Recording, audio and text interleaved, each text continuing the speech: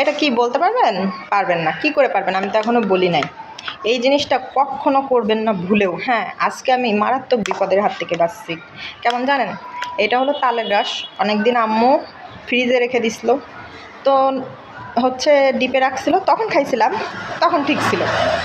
তো যখন নর্মালে রাখছিল, তো 2-3 দিন পরে খাইতে গেছি, দেখেন গ্যাজা হয়ে গেছে। এই বয়মটা যখন খুলছি একদম পটাশ করে একটা শব্দ হয়েছে, মানে আমি ভয় পেয়ে গেছি। মনে হয়েছে কী যেন হয়েছে রুমের ভিতরে, আর রুম ধোয়া হয়ে গেছে। আর এই মুটকিটা খুলে দেখাবো যে এখন এরকম এরকম চাপ দিলে ধোয়া বেরোয়। কখনো মানে তালের রস বলেন আর খেজুরের রস বলেন ফ্রিজে এইভাবে রাখবেন না। এটা আমার শিক্ষা হয়ে গেছে জীবনের।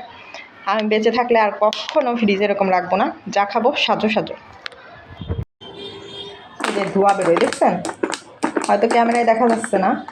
আর দেখেন কী পরিমাণে গেজা হয়েছে, গন্ধটাও বাজে হয়েছে। খাওয়ার কায়দা নাই। এরকম ভুল কাজ আমার মতো কেউ করবেন না দ্বিতীয়।